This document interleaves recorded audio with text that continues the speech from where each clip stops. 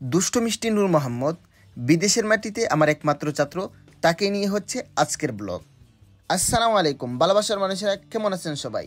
তো আসরের নামাজে পরে প্রাইভেট পড়ানোর জন্য বাহির হয়ে গেলাম রেডি হয়ে। তারপর বাহিরে এসে দেখলাম আমার ছোট্ট ছোট্ট বিড়ালের বাচ্চাগুলো খুব সুন্দর লাগতেছিল, তো তাদেরকে ক্যামেরাবন্দি করে ফেললাম। তারপর আমি সামনের দিকে আমার যে স্পেশাল সাইকেলটা সেটা আপনাদেরকে দেখিয়ে দিলাম, যেটা দিয়ে আমি প্রাইভেট পড়াতে যাব। বাহিরে অনেক গরম, বিকাল 5টা হয়ে গেছে, তারপরও রোদের তাপ অনেক বেশি। বাহিরের দৃশ্যটা মাশাআল্লাহ খুব সুন্দর ছিল। তারপর আমি এই দৃশ্যটা ক্যামেরাবন্দি করে ফেললাম। আপনাদের কাছে আমার ব্লগগুলো কেমন লাগে, এই দৃশ্যগুলো আমি যে আপনাদের কাছে উপস্থাপনা করি সেগুলো আপনাদের কাছে কেমন লাগে অবশ্যই কমেন্ট বক্সে কমেন্ট করে জানাবেন। কে কোথায় থেকে কমেন্ট করতেছেন সেটাও কমেন্ট করে জানাবেন। পরবর্তী ভিডিওতে আপনার কমেন্টটা আমি আমার ভিডিওর মধ্যে তুলে ধরবো ইনশাআল্লাহ। এই তো চলে আসলাম খুবই কাছাকাছি, এবার দেখতে পারবেন আমার নূরের খেলা।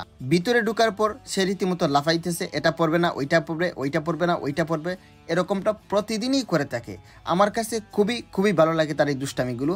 এই যে দেখেন, শুরুতেই তার পানি খাইতে হবে, তারপরে একটু পর বলবে পেশাব করতে হবে। আসলে তার এই দুষ্টামিগুলো আমার কাছে স্বাভাবিকভাবে খুবই ভালো লাগে। কারণ হচ্ছে কি, সে একটু দুষ্টামি করবেই, ছোট্ট মানুষ দুষ্টামি করবেই। তার পাশাপাশি সে কিন্তু অন্যান্য বাচ্চাদের মতো স্বাভাবিক বাচ্চা না। কারণ হচ্ছে আমাদের দেশের বাচ্চাগুলো খেলা করার জন্য সাথী হিসেবে অন্যান্য বাচ্চাদেরকে পেয়ে থাকে, কিন্তু নূরের ক্ষেত্রে সেটা ভিন্ন। কারণ সে তার মা বাবার সাথে ওমানের মধ্যে থাকে, সেখানে অ্যাভেলেবেল বাচ্চা নাই, অন্যান্য বাচ্চা নাই যাদের সাথে সে খেলা করতে পারবে।